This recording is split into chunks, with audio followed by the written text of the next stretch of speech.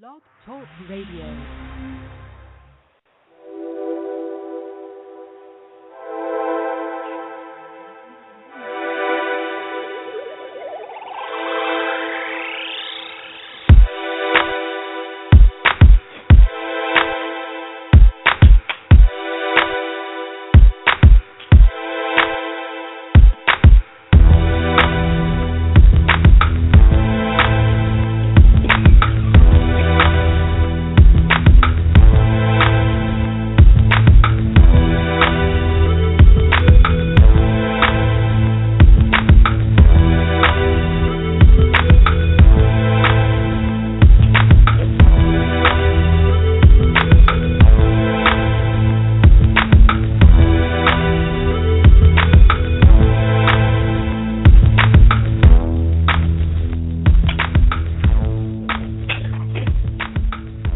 Family, this is your man, Chants. Once again, I don't know if you see a Blog Talk Radio with my co-host, Tamu P. What's happening, T? What's happening? Peace and blessings to everybody. That's right. Well, we're coming back at y'all, letting y'all know what's going on with what's happening, what the black community needs and what we need to do. Black empowerment, you know how we do it. So today we're going to talk about about some chants, what had happened at but first, you know what, I got to cut it off because last week, T, I was talking about how I misspoke. I said that I funded Hidden Colors. Oh, okay. Right? So I want to put that out there that I did not fund Hidden Colors. I helped fund Hidden Colors. So, I put in my 2 cents just like a whole lot of other conscious and right on. Not well, there's a lot of conscious people, but there's a lot of lazy conscious people, you know what I mean? Right? Yeah. But that's another story. Armchair consciousness. Armchair, right, correct. You know what I'm saying? I just want to talk from the chest. Just thinking but not action. Right. You know what I'm saying? Just a whole lot of thinking. Nobody got time for that. If you're not trying to empower the black community and trying to raise it through action. Right. You know what I mean? Empower us through action.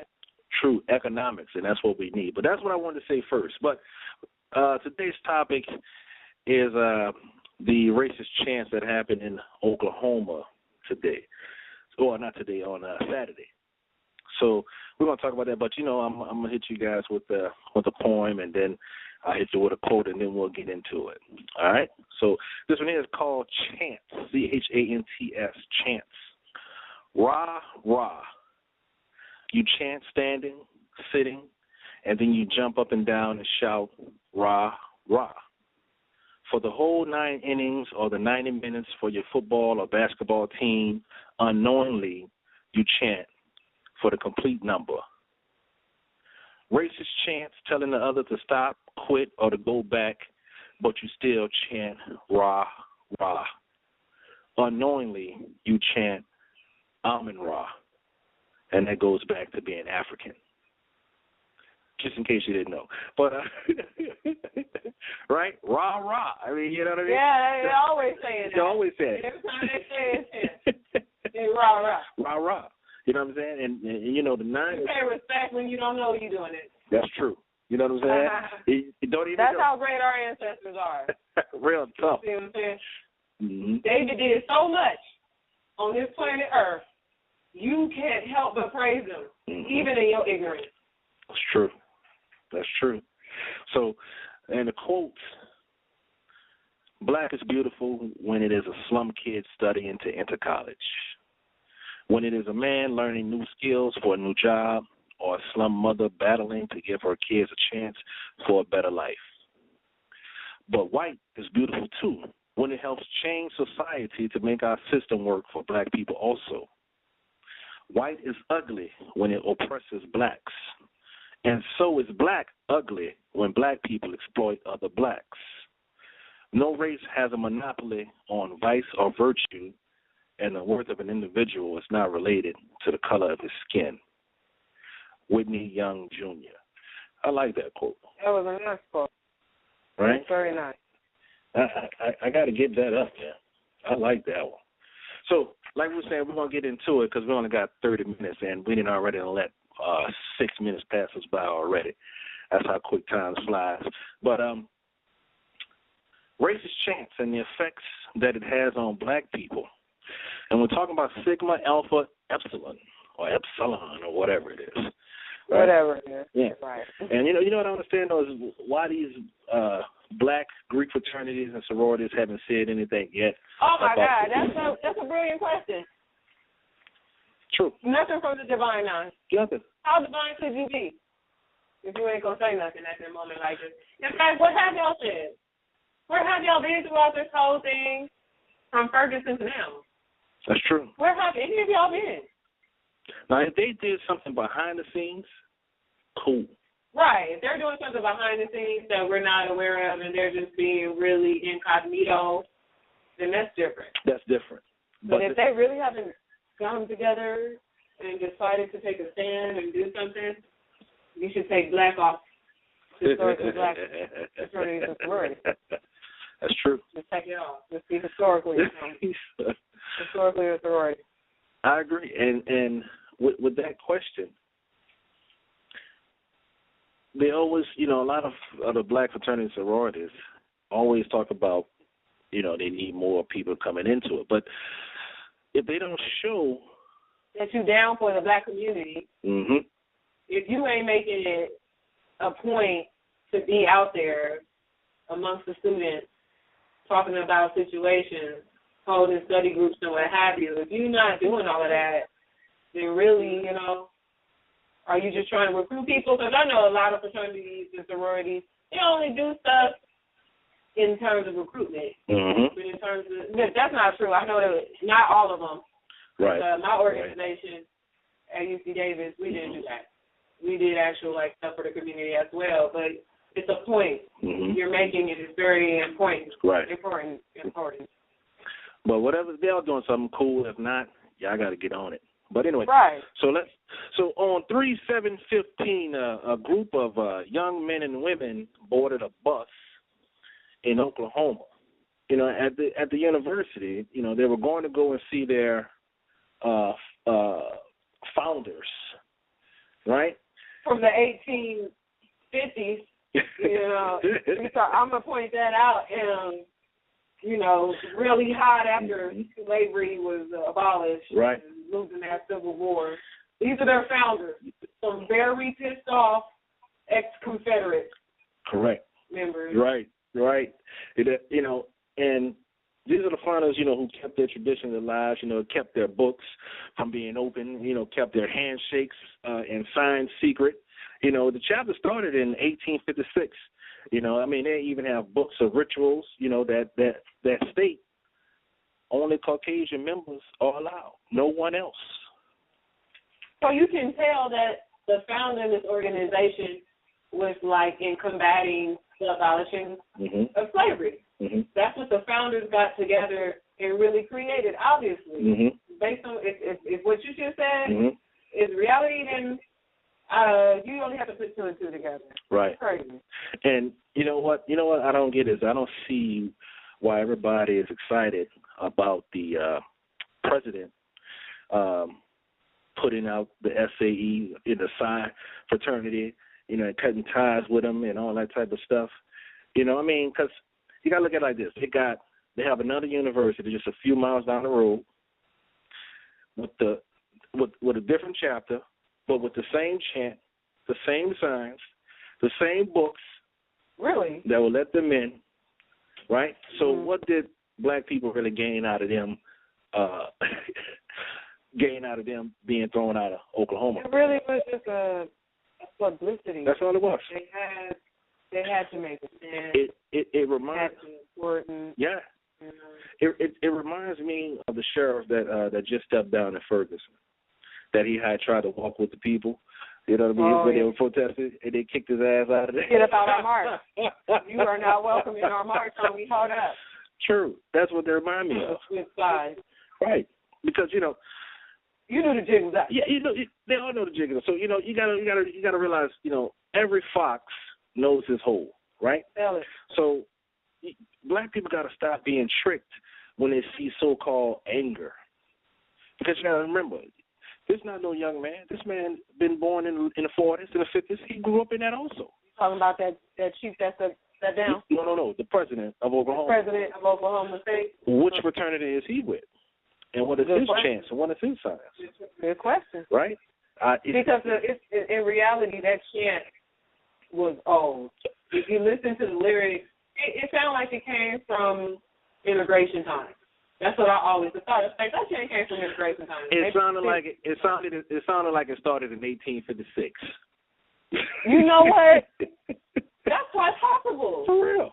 That chant was old. That's an old chant. It sounds like a minstrel play chant. It kind of did. You know what? You're right. Right. It did have that vibration. Yeah. So really, if that's the case, then that chant had been passed down. Yeah, yeah. For generations. Upon generations. We talking about at least 5 or 6. Yeah. And they just interviewed some guy on CNN, and he started crying, all that type of shit, right? And he started crying because he got caught. Because he got caught. People only cry when they get caught. Yep. Children don't cry when they do bad things. They only cry when they get caught. True. And adults and children are the same thing. True. And this is not the only I keep saying cheat. The only SAE chapter that's been in the news, because you got one that was in Washington. You know, they threw a few racist parties. You know, had a little blackface on and all that type of stuff. Some jail outfits. Oh, really? And then they had another one. They had another one. Guess where it was at? Where? In St. Louis, a couple of miles from Ferguson, Missouri. You know what happened? Something crazy like that too? Nope. They was telling these 2 or 3 black guys. They was telling them basically to get the heck out of there using racial slurs. Because you can't pledge. Right down the street. And what's happening in Ferguson, Illinois. But anyway, that's another story. But it's true. It's true. All connected. But the reason why those kids got put out was because of economics. And because everything that's going on right now. That's true. Yeah. It's hot on the street. Yeah. This actually happened during integration. Mm-hmm. You know, people who were caught saying things, they got put out. True. So, I mean, it's just the same thing because there's so much heat coming down, and you can't call yourself America and you stand for all these rights of humanity, and you're supposed to be overseas protecting the rights of other people if you deny the rights of the people on this very land. And you got the whole world watching. So. And, you know, it's still all, you know, it all still boils down to economics because, they're afraid to lose their main source of money, and that comes from football, basketball. It's not the band. It's not the staff. It's those young kids, mainly black, because we all know on these big universities that are predominantly not African American, maybe 2% African American. What are they there for? Sports. And major industry. Yeah, and when those 2 kids that fresh out of high school said, "I'm not going," that was bad business on. Bring that out. Yeah. That's really what. Yeah. That's really what it is. Serious money. Right. So whoever told the president, "Look, you got to make this right. Kick them out. Do something." Those kids don't want that chapter. Right. Get them off of campus. And you got to think about it. You got to think about it. That bus was full. Yeah. That bus was full of at least 30 people. True. And they only expelled 2. Right. They know everyone who was on the bus. Yeah, of course. They know every single person who was on that bus. They only expelled 2 people because they're just trying to make a show. Right. Because they want some black people to come and shuck and jive and play with 2 balls, a basketball or football. That's true. But then, then they lost the, what's his name? What's the rapper? Waka Flocka.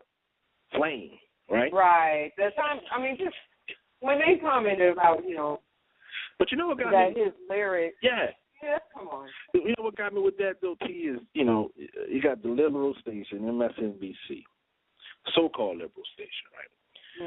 And it was on one of those talk shows early in the morning. They were saying that, he says the N-word multiple times.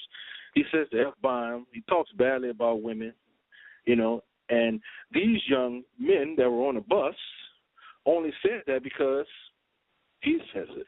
Did they make any reference to Waka Flocka? They did. Made no. They did? Yeah, they did. On the bus? No, not on the bus. Okay, that's what I'm saying. How could you say that? I mean, they didn't make no reference. They weren't mocking him. Right. That's not possible. That should not be really what happened. Right. And they didn't say it in the same manner as Waka Flocka would or any other rapper. Right. But I like how this shows how sometimes when Caucasians find themselves back against the wall, they like to point fingers. But that is just a very weak argument. Mm-hmm. That, they said it because Waka Flocka said it. Right. So you telling me these men who are, they don't like black people, it sounds like, you're following Waka Flocka? I wish they was interviewing me because I would have told them, look, you know why? They're not saying it because of Waka Flocka because, Waka Flocka says that stuff, for entertainment. Right. Like a lot of these other artists, that's because it's not hip hop and it's not conscious music. It's gangster rap, right? It's not meant to uplift anybody. It's to keep, if you're drugging, or if you're thugging, or if you're in the gutter or whatever, it's to keep you there. Have you go to jail. Just what the system meant for you to be, that's where you're gonna be at. And David Banner said it best, in I think it was Hidden Colors 3, blacks are just mimicking what white folks have done to blacks for years, and that's just basically being in the entertainment business saying what they want to hear. Like Ernest Hogan. Ernest Hogan, right? What's his real name? Ernest Reuben Crowdis, right? Black dude with gold in his mouth, right? With gold in his mouth? Yeah, gold in his mouth. Now this dude, he helped create ragtime music. And he got a song called All Coons Look Alike to Me. Right. Black dude, right? Right. And then he got a star on Broadway. That reminds you of like when Denzel played the criminal in Training Day. Yes, exactly. Right? In Training Day. Halle was being a freak, you know what I'm saying? Yeah, in Monsters Ball. Right? They all got awards, right? So. Yeah, ragtime is full of a whole bunch of racist comments. I mean, let's look at the music, T. Let's look at the music, okay? So that wasn't the reason why they were saying that. They were saying it because, you got songs like Jump Jim Crow. Jim Crow. Yeah, black people singing these songs. Yeah, they don't even know it. They got songs, okay, what's that one song, what the children say, we all scream for ice cream, Nigga Love a Watermelon. Uh-huh. That's the ice cream song. If y'all don't believe that, YouTube that, check out the tune and watch what your kids be running to. You gonna change your mind by having your kids run to the ice cream? The ice cream truck. Yeah, the ice cream truck. Song of the ice cream truck. Yeah. It sounds like some nigga will love a watermelon. Nigga love a watermelon. Jim Crow. Yes, a Matt Brooks type song. You do. Right. Good old South. Yeah. Check out Turkey in the Straw. Matter of fact, you want to check out something early. Check out something right now. It's called Nigga Hating Me by Johnny Rebel. Right? Then you got Blue Eyed Devils. Then you got The Bleeding Vaginas. That's fucking crazy. That is crazy. Right? That is crazy. That's ridiculous, man. Oh, wow. What the heck? Wow. The Bleeding Vaginas. Wow. Really a song. Right, so stupid songs have good names. You know what I'm saying? And I don't think you can point to black people for the racism that's portrayed upon them. That's what you're saying. That's basically, in a nutshell, what he was saying. That's basically what he was saying. Black people for the racism that's put on them. Right. But that's not possible because the origin of the racism comes from the ideals of white supremacy. Correct. Which were founded in the 1700s when they tried to make themselves a superior race. Right. You have the theory of evolution, which painted black people as the more inferior people. Because blacks didn't have no history at that time, remember? Yeah, they said that. Exactly. Right. So to justify, Caucasians had to justify their role in society in the colonization they had done to the world. In doing that, they said they had a God-given right to do it. True. You know, and that they were the more superior race. True. So that's the origin of really why white people call black people niggers. True. It has nothing to do with Waka Flocka or Ernest Hogan or anybody in between them too. Right. Right. You know, and I think, again, it's just about them trying to deflect anybody analyzing their behavior. Because anytime you try to analyze their behavior, they kind of try to generalize everything or put everything on someone else. I'll give you an example. Okay. Shot them kids. Shot all them little kids. Where was that at? Do you remember? When all them little kindergartners got shot. Was that in Connecticut? It was in Connecticut or something.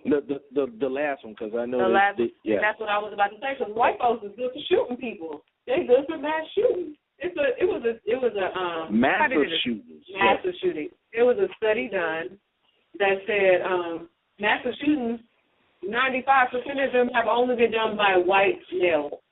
Ain't nobody else really done it.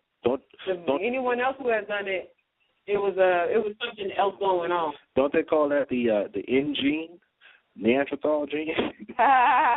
Well, go ahead. Well, they call it something. But my whole point is, when that came out, I just remember a lot of stories saying that everybody has violence, and it doesn't matter necessarily. Anybody can do something violent. So again, they try to generalize it, even though historically speaking, it's only been white Caucasians for the most part who have done these massive shoots. You see what I'm saying? And their brother in L.A., he was only shooting cops. That's true. You know, and it was a while ago there was a sniper, and he was only shooting cops. And they had some kind of social reasoning behind it, while the rest of these people seem to be maniacs. Right. You got that maniac, you kill that many kids. It's true. For no reason. True. So my whole point is, anytime it comes time to analyze their behavior, right, they try to generalize their actions as being that of human nature. Right. So basically, what they're trying to do is, and I'm not saying, basically what they're trying to do is, you isolate one race, and then you blame them for your faults. That's basically what they're doing. That's exactly what they're doing. Right. Blame them. Always point the finger somewhere else. They just want to deflect any spotlight on them. Right. Because you start putting the spotlight on them, like our African scholars have done for the last 50 years. I like that. From Diop, John Henry Clark, you may not like what you see. The list goes on and on. The list goes on. I mean, you know, I could keep going. But y'all should check out some YouTube clips that are really related to white supremacy, white racism, how it came about. Definitely Amos Wilson and his YouTube clip, The European Origins of Violence and Criminality. Criminality, yeah. Surviving Racism in the 21st Century. Dr. Francis Cress Welsing. Right. The Destruction of the Black Civilization. Dr. Chancellor Williams. Chancellor Wilson and Dr. John. Chancellor Williams and John G. Jackson? Yeah. Wait, he didn't write the book, too. No, he didn't write the book. Oh, but he's on the video. Yeah. Right, okay, because I have the book. I was tripping from it. No, but yeah, they're very good books to check out. And you got to remember, you know, these men and women are very powerful, and they old school, so they're going to come at you straight. That's right. No chaser. Straight, no chaser. Like it or not, you know. Well, you know what's another good book?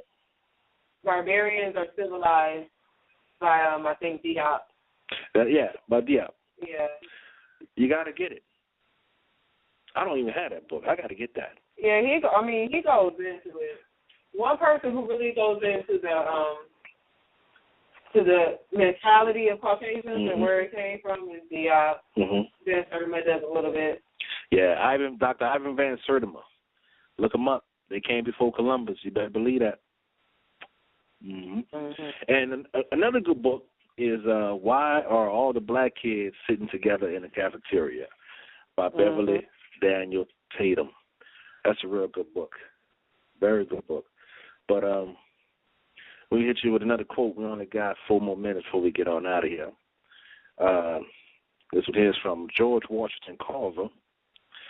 Fear of something is at the root of hate for others, and hate within will eventually destroy the hater. George Washington Carver. So is that not what's happening now? That's what's happening. They being destroyed by their own actions. Nobody is doing this to them. Nobody's dropping no bombs. No drones coming overhead. True. No assassins. True. They assassinating their own characters. That's right. And you know what, T? People use the word fraternity and sorority, but for some of them, it's a culture, right? And what's I can't remember the name, but if you take off the U, R, and the E of a culture, what do you get? A cult, right? That's right. That's exactly what it is. So, you know, people, you got to wake up. You have to wake up. Black power, black empowerment is on the rise. And will not be stopped. And it will not be stopped. Now, I'm not saying, you know, go out there and kill some people or go out there and hurt some people. All I'm saying is empower your thoughts, empower your consciousness, empower your knowledge, empower your bank accounts. That's right. Because if you don't have your bank account up, no, it doesn't make any sense for you to have all that. Because you got plenty of people in the conscious community that me and Sister Tamu know that just talk about the past all day. Nobody want to hear about the past all day. I can read about the past. Why we got to talk about it? Let's make our own history. Our history. Like we did before. Because, you know, Timbuktu in Africa is really here in the States if you really look at it. If it was really, really conscious, you'll see that everything that they have, everything here that they show you is just a generic version of everything from Africa. That's all right. It is. So you got to wake up, people. You know, a few more books that would be good for people to understand white supremacy. I think the ISIS Papers. Dr. Francis Cress Wilson, you got to get it. The Broder Files as well. Okay. The Birth by Anthony Broder. That's a very good book. Yeah. I didn't finish reading it yet, but that's a very good book. So, T, we only got 2 minutes before we get out of here. What you got to say to the people before we make our last rah? Our last rah. I say that all we need to do is keep gaining in our consciousness. Yeah. You know, because they were trying to destroy us and still are. And as long as we stay on this course of enlightening ourselves, we protected by our ancestors. The red, the black, and the green. That's right, brother. See, that's another thing. Y'all really want to get up on some conscious music, you know. There's plenty of them out there, you know. But, of course, you know, it's not mainstream because mainstream don't want you to become conscious because if you become conscious, you're messing with their pockets. You dig what I'm saying? But you want to fill up your own pockets instead of wearing these shirts, I'm a baller, or having these Looney Tunes and Disney characters on your shirts and on your underwear. That's crazy to me. What the heck? Yeah. I start to think back about that Mickey Mouse dressed in, like, heck is sagging. Yeah. Running from bullets and stuff. Right. This absolutely is disrespectful. You have to empower your knowledge. You have to actually get up off your ass and start working, for real. Instead of getting, you know, if you could go out there and go get a bag of weed or something like that, get your ass up and go get you a job. Real talk, man. You know? Yeah. So, I'm going to leave y'all. We're going to leave y'all. That's right. And we love y'all. Like we always tell y'all every night, Hotep. Thank you for listening. Peace and blessings. And we will talk to you all next week with another topic, something to empower you, something to empower your mind, something to empower your bank account. Peace.